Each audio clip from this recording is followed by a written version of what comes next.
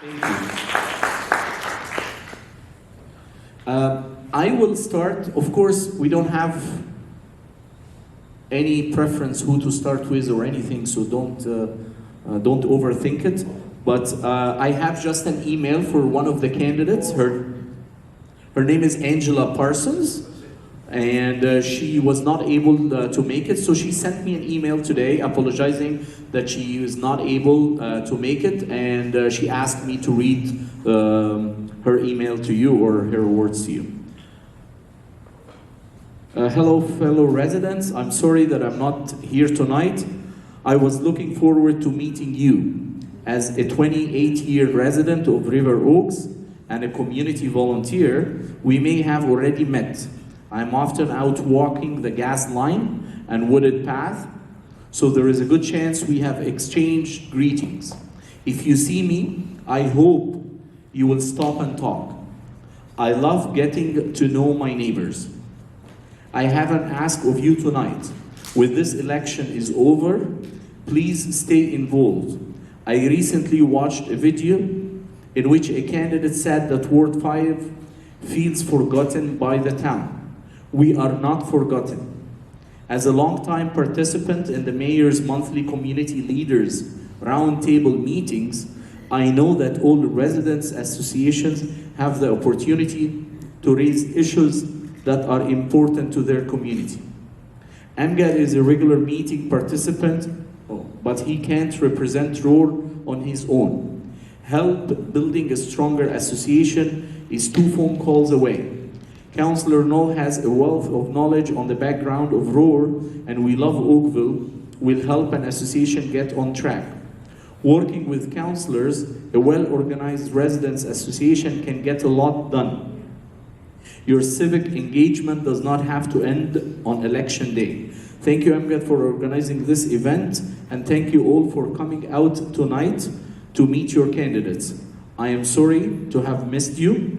For more information about me, please visit my site at www.angelaparsons.ca.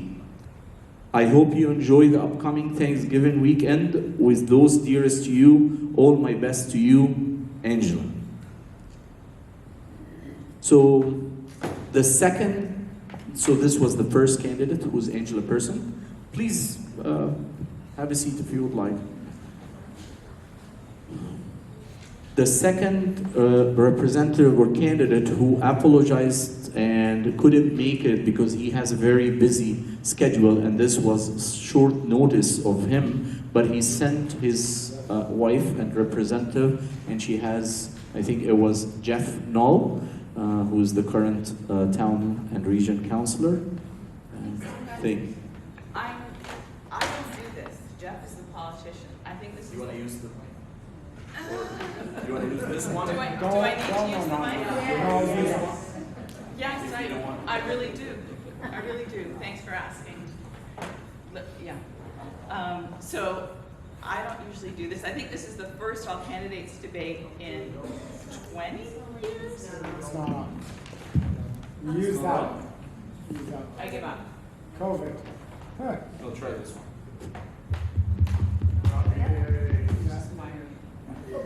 Okay, I'm gonna try this again. Can you hear me? I'm better at yelling, honestly, than this. So start So I think this is the first all candidates debate Jeff's missed in 20 years, and this is the first time I've been on this side. I'm usually on that side. So, but he's a decent guy, so I said I would do it. So to begin with, I want to thank Amgad and Roar for holding this meeting and for his and their advocacy on behalf of our community. I look forward to working with Roar in the months and years to come. In all the elections where I've been a candidate, I have never missed a meeting like this, and I regret that I could not join in this evening. One of the challenges for those of us that are incumbents is that we still have to do our job of the council first and foremost. I'm moderating a panel discussion on intellectual freedom on Thursday evening as chair of the Oakville Public Library, and I'm at McMaster tonight preparing. The candidates meeting was scheduled only a few days ago, and my library commitment has been on the books for months. I was unable to get it rescheduled. I take my responsibility seriously, and my council responsibility as chair of OPL is one I do not take lightly. Well, he thanks me. I'm not going to do that. That's silly. It has been an honor and a privilege to represent the residents of River Oaks, Oak Park, and College Park since 2000. While much has changed in our community over the past 22 years, my commitment to the job has not. When I first ran for council, I did so with a promise to be a tireless advocate and community builder for our ward, town, and region. I'm proud of what we've accomplished together in making Oakville the most livable community and Halton the safest region in Canada. 3 weeks from today, on October 24th, the election will take place, and a new council will be selected to lead our community for the next 4 years. When you vote, please consider where we are today as a community, and further consider the leaders that got us all here when casting your vote. Sure, there are lots of challenges and issues we still need to tackle. The cost of housing, the fragile economy, and the cost of living. The constant pressure to grow as mandated by the province and how that impacts those already here, and so many more. But when you objectively look at our community, our quality of life, and the exciting prospects for our future, I hope you will agree that we are in good shape to take those issues head on and continue to move forward. I'm sure many of you are frustrated by the prospect of the redevelopment of the commercial block at 6th Line of River Oaks Boulevard, or what my family refers to as the M&M's Plaza. And I want you to know that I am too. This is a terrible proposal on lands deemed for neighborhood commercial use when River Oaks was planned more than 30 years ago. The developer and the current owner are well aware of the zoning and the intentions behind the original planning for this area. Why they think that changing the use and densifying these lands makes any sense at all, except for pure profit, is beyond me. I've been opposed to this development since it was first brought to me, and I will fight tooth and nail every step of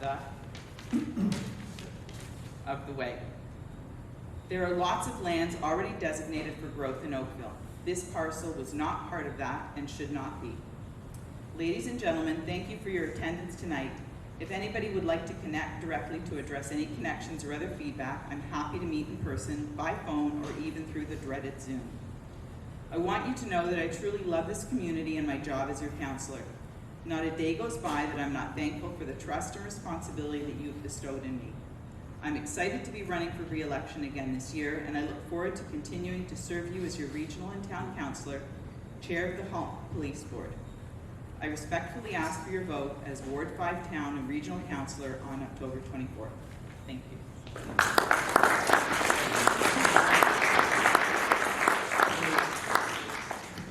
Thank you very much. And next, whoever is ready. Should we go alphabetical? Much easier. Is it Alicia? Hi everyone, my name is Alicia Bedford, and I'm running for regional and town council here in Oakville. You have to say thank you for putting this on. I really appreciate this, and I appreciate everyone coming out tonight. This is wonderful. I have a chance to actually speak to everyone for the first time, and I'm really happy about that. And I actually had a prior engagement tonight with my dad. He's in his 80s, and I take family really seriously, and looking out for families is number one for me. And in my campaign it is too. So I thought it was important to come here and to share my thoughts on why I'm running for regional council here in Oakville. And if anyone has any questions, please feel free to ask me at the end, or however you would like to do this here in Oakville. Thank you. Running for regional council is important to me. My children, thank you. My children and I have been living here for over 20 years, and when I was younger, I came here after university to go to Sheridan College.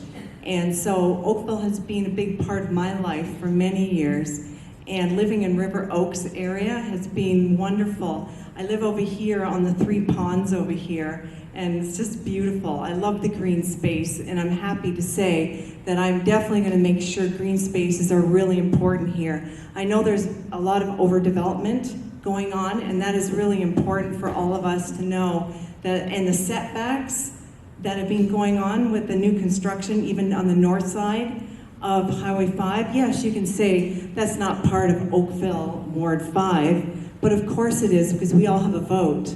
And In fact, regional councillors have 2 votes on the regional council and on the town, which is actually more than what a lot of town councillors have that opportunity. So it's even more important as a regional councillor to have somebody who's accountable. Now, what's really important here is that if you're really happy with how everything's been going for the last 22 years, then I'm really happy for you. But if you want to change and more accountability, and there actually be an independent audit for how they're spending millions and millions of our taxpayers' money, which is our own hard-earned money, then you might want to change here in Oakville. I mean, I know what's going on, a lot of things I've heard of what's going on and what has gone on, and that's important to me to make sure people are held accountable for what's being spent, and it's not being, they're not being held accountable. There's no independent audit since like 2008, and that's important. That's important for every government. So what I want to say also is, I'm very much for keeping all of our sacred places of worship open. Whether you're Christian or Muslim or whatever religion you belong to, it's really important to me that people have that ability to keep those places of worship open. Keep your businesses open. Yes, you can say, oh, that's not part of town council or regional council. Well, I know 2 cities right now that stayed open. They kept their businesses open. They kept a lot of things open. Here in Oakville, during COVID, yes, it's important to have measures for safety, for the citizens, safety in every possible way. But it's very important to also know that you don't overstep your more than what the province rules have been. And that's what they did. They purposely shut down these community centers here when they had an opportunity to keep them open so families and their children could have exercise and ability to stay here and stay as families, to be able to see their children play hockey. This is important.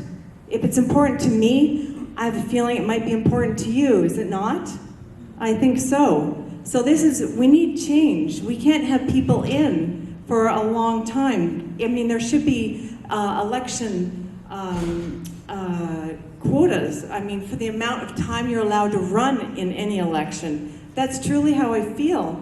I mean, you might elect somebody just because out of pure loyalty, or you might feel, well, that's nice, this is nice, and maybe you don't know all the issues. Well, I'm going to tell you something. With this monetary policy going crazy with the federal government, I don't want to see everyone losing their homes. I don't think we need to raise taxes for our property taxes here in Oakville. We don't need to raise them. I can tell you, I know that there's a lot of money being collected through levies, and there's a lot of money being put aside for a lot of road repairs for different issues in Oakville. And I'm going to tell you, do not need to raise taxes, especially when it's at the expense of people losing their homes. I do not want that to happen. All of this is a big priority to me. Families mean a lot to me. This is why my campaign has not been taking off until today, really, honestly. Hello, everyone. I'm really happy to be here, and I'm really happy to represent you here in Oakville.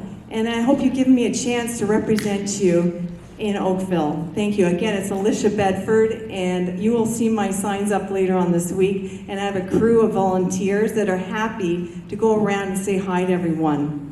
So thank you. Please vote. Thank you very much, Alicia. So Marc Grant. And thank you to Roar for holding this today. How many of you live in River Oaks? Excellent. You should all get out and support this organization, because what Councillor Knoll said earlier is very true. It is your involvement in our community groups like Roar that makes us a better community.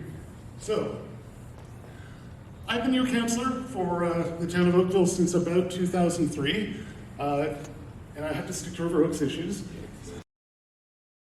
We have done a lot for this community. Right now, we've managed to finish putting together the freezing units over at Number B, where we at least have now no issues with the coolant through that whole plaza.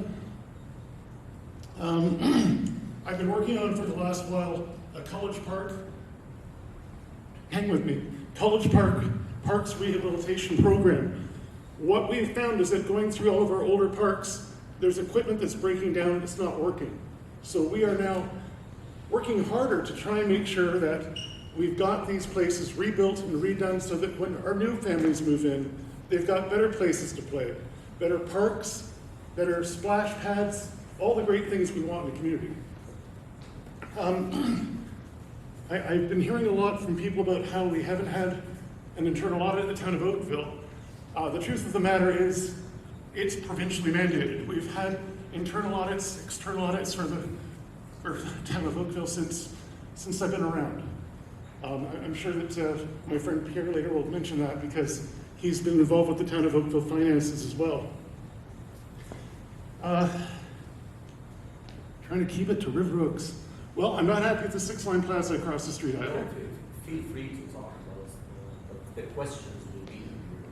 Okay. Oh, anything at all? Great. All right. So, who is sick of all these people driving up and down the streets with their cars loud? Street racing. Thank you. Okay. So, I've been working with the police on realistic solutions. At one point, somebody mentioned, "Oh, let's just drop the speed to 40 kilometers per hour." These people speeding don't look at that number. They just keep going. So we need to find realistic solutions to work with the police to stop that. And the noise that they're making, they spend thousands and thousands of dollars on updating their cars. And the fine is only about $500. So what's the incentive? It's kind of built into the cost of dealing with their cars. So working with the police isn't really one of the things that a town councillor does, but I'm working with them because I've had time to build great relationships. And building relationships is another big part of being your town councillor. You have to work with the other councillors around the table. And as we talk about development, we have to be able to work with our provincial counterparts and our federal counterparts. Because as long as we are all communicating together, we can start getting better programs together for you. Making sure that we can attack issues such as affordable housing. Talk about development, because the province keeps pushing more development on us. And anybody who tells you right now that, oh, we can just stop development because of this issue or because of that issue, that's not something that one person can do on council. You need, again, a consensus of all the councillors with you, and then working with the province to make sure that that can be stopped. But that doesn't mean that we can try and stop things that are not appropriate. Right now, up where, you know, the keg area, they want to build 2 tall towers there. No, it's not appropriate, it doesn't fit into the area, it wasn't part of the plan. Much like, again, back to Brooks, the 6-line development across the street here. They know the plan is not appropriate. And I've seen Facebook posts from a few of you about how the speeding is going up and down the street and how it's terrible. And that's true. But we can't fight the building on traffic alone. We have to think about the businesses and business people who are going to be affected by this. So, there's a number of issues we need to talk about. Focusing on River Oaks alone is great, but we also have Oak Park, we have College Park, we have a lot of places. I will say that at the end of the day, I want what's best for our future, for our families. The really funny thing is that when I started the College Parks program, my daughter wanted a splash pad. She was that big. If you take a look at my material, she's now 21. And we finally got our first splash pad in College Park. So again, it's being consistent, it's working hard, it's working together with people. And I hope that you want to have me continue doing that for you, because I love this job. I love waking up every day and responding to somebody who's got an issue. I love the fact that today somebody's like, you know, cycling past or look a little dangerous. How come we can't do a cycle path the way we're doing along Spears? And I was able to take the time to discuss it with them. But in that discussion, we also figured out there might be better ways for those cycle paths to be marked out. In addition, we can't sustain our roads. There's too many cars. I'm a transit user. I'm always on transit. Ask me how to get to anywhere in the town, I can tell you. And I love my Presto Pass. But we do need to make transit more attractive to the younger people. We need to have some way of having better connections, of making sure that we have a better app which is something I talked to somebody about recently because I go between my Google app, then I go over to my little transit app, and I figure out where the bus is going to stop and figure out how I'm going to get there, which is crazy. We need to have a better app for that. And we need to have more frequency. We need to be able to have bus rapid transit along Dundas. I would love it if somebody could just think, well, I'm going to take a bus over to the Superstore Plaza and then catch a bus to go down to Erin Mills or wherever. You know, we just need to focus on these issues for the future because, again, there's so many things that are not sustainable. I get passionate, I'm sorry. All right, my name is Marc Grant. October 24th, or with advanced voting, please vote for me. Thank you very much for your time. Thank you very much, Mark. And next is Michael Reid. Good evening.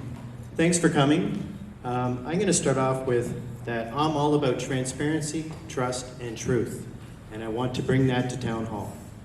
And on that regard, with regards to transparency, I'm going to talk about a class action that is currently against the town of Oakville, but there's also the province of Ontario, Conservation Halton, town of Milton, and Halton Region. This is important because it deals with floodplains, and this is also a River Oaks issue because the floodplains have been growing and growing for decades. Unfortunately, it deals with the development applications that have been approved over many decades.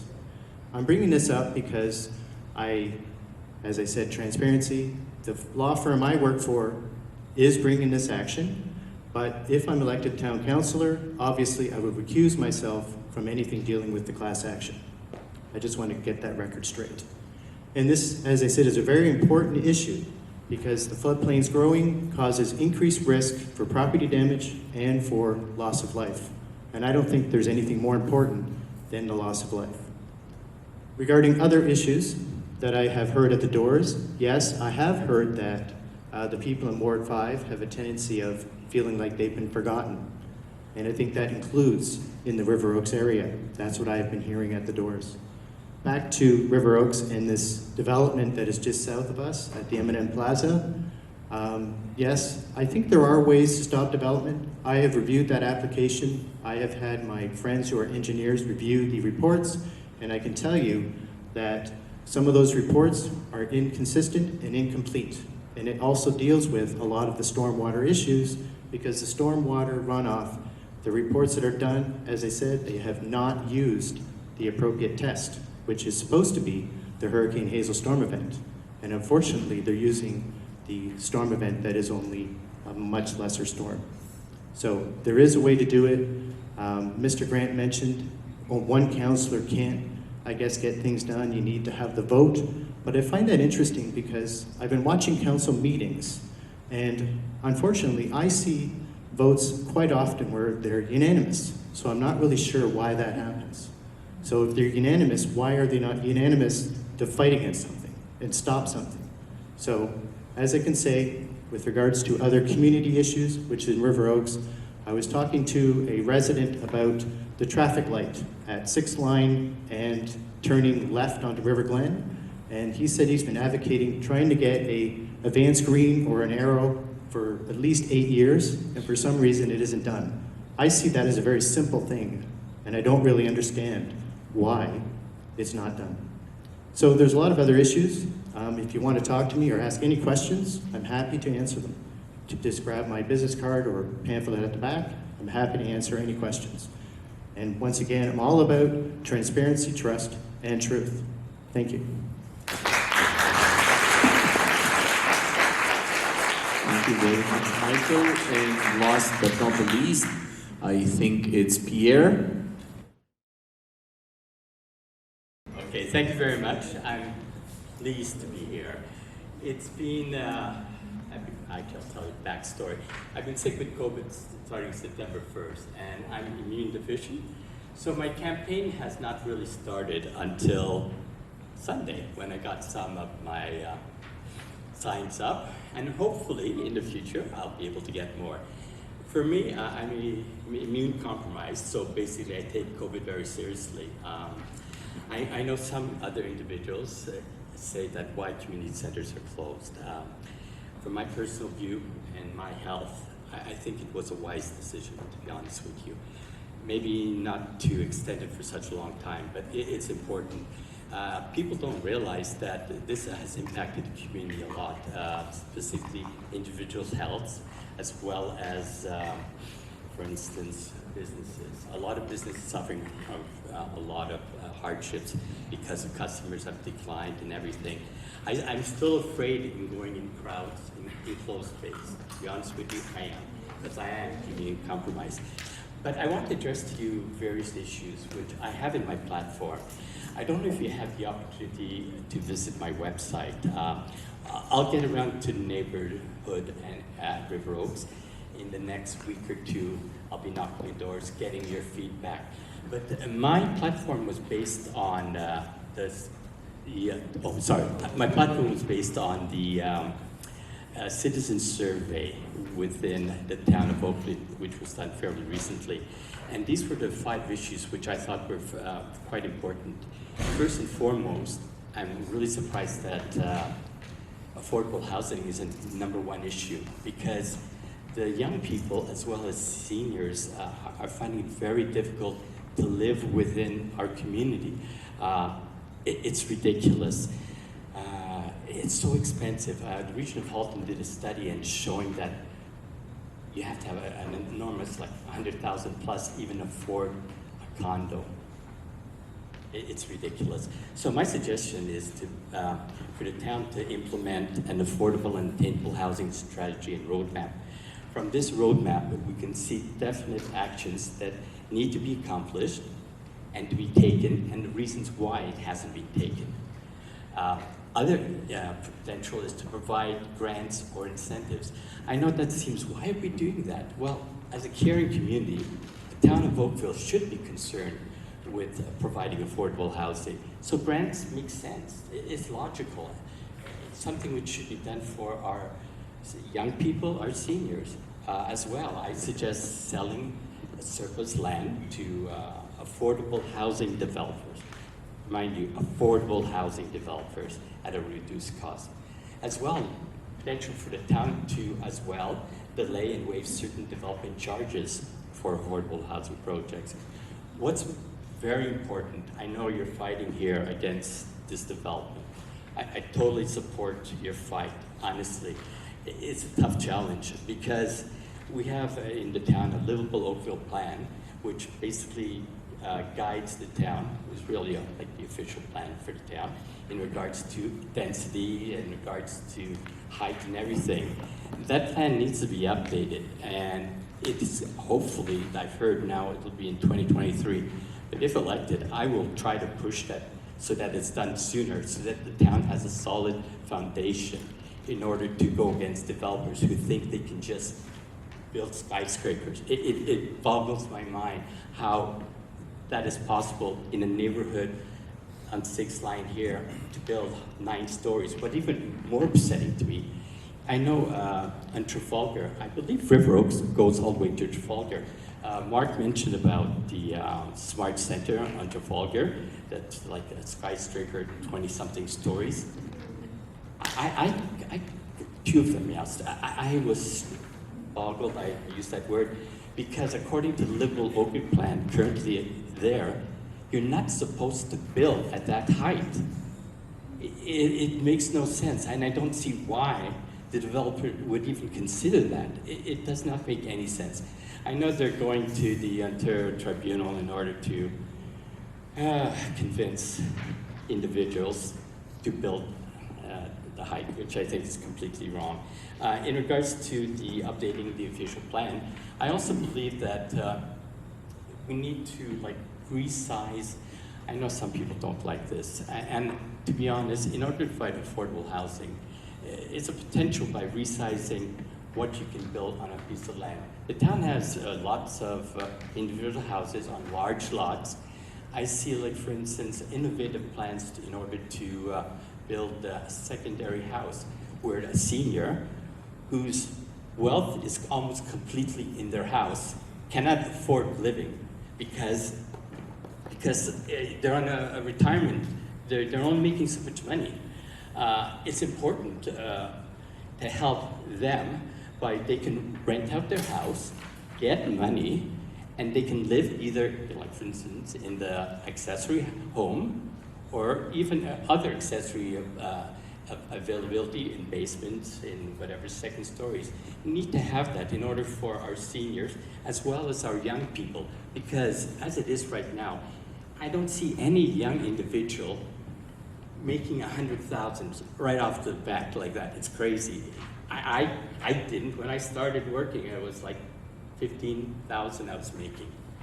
So impossible for any young individuals to afford within the town of Oakville, unless they have support from their family. And thank God, a lot of families do support their kids, which is very good. As lastly, I just want to as well advocate affordable and attainable housing at the region, at the province, and at the federal level. I think there needs to be a lot done in this area to push them to realize, hey, you gotta do something. And my second platform is in regards to keeping Oakville livable, and that's to protect the character of existing neighborhoods. Your neighborhood in River Oaks, pardon me. It's so important. Also, there is a need to implement sustainable development standards as well. Mix housing types, have facilities for seniors as well. Promote growth to occur in identified nodes as well as corridors, which is along, the town has already defined those nodes, as well as Trafalgar is one node, as well as Dundas. But these nodes and corridors, they have to pay attention to the town's livable Oakville plan, which is not build skyscrapers when they're really not allowed. And I don't see the reason for it, and the town has to get behind the fact, challenge these developers. And lastly, as I keep on mentioning, the livable Oakville plan, that needs to be updated as soon as possible. I believe it's in 2023 that they're planning to do that. That needs to become a lot sooner. Secondly, improving the safety and traffic. Thirdly, improving the safety and traffic flow. I know Mark mentioned about, I'm one of them, proposing 50 to 40, but that's just part of the whole speeding management. There's speed bumps. I know people hate that, but that's one alternative. There's police enforcement. There's also automated speeding cameras, which I think the town needs to implement a lot more of that around the town in order to address the issue of speeding. As well, HOV, high occupancy vehicle lanes on Dundas, very important. But that's a regional issue because I've been wanting that for such a long time, as well as on Trafalgar. And that high occupancy vehicle lanes will be specifically during rush hour.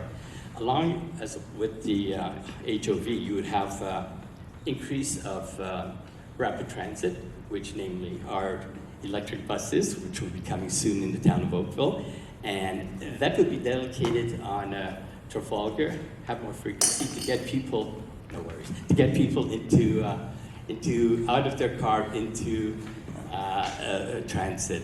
You know, we have a love affair with our car, and I'm one of them too, I must confess. But I try to limit the amount of traveling I do. I'm retired now, so I am limited. Life changes when you're retired, it does. But it's fantastic as well. I mentioned about as the fourth items in regard to increasing the transparency and accountability at Town Hall. We have audits, external audits. It's mandated, so it is independent, and the town goes through that on a yearly basis. With respect to internal audit, that position has not been filled in the last 3 years since I've retired. I'm pushing this because I do believe it provides a valuable service to the town. It addresses issues which may not be forthcoming, which need to be thought of by council and the community. Lastly, I guess I'm running out of time, growing Oakville's canopy. I'm a real tree hugger. When I moved into my area, my wife said she wanted a new house. Impossible, no trees around in my backyard or anything. So I planted 15 to 20 trees. It's been 20 years, and they're huge now. it's unbelievable how you can grow the canopy and the trees in 20 years. It's amazing. Trees are so important for health or well-being, our mental faculties. It gives a lot of energy. I go outside in my backyard and I breathe the air. It's fresh, it's fantastic. The canopy, I know the town recently issued a memo saying what the canopy is, and right now in 2018, that wasn't available until the last month. They have improved. I want to see more of that. And lastly, I just want to say that I thank you very much for being here as a civil servant, as a councillor trying to get to your B. I feel very honored and privileged to represent the individuals within the town, within River Oaks, within the various areas within like College Park as well. And I thank you very much for your time and your attention. Thank you.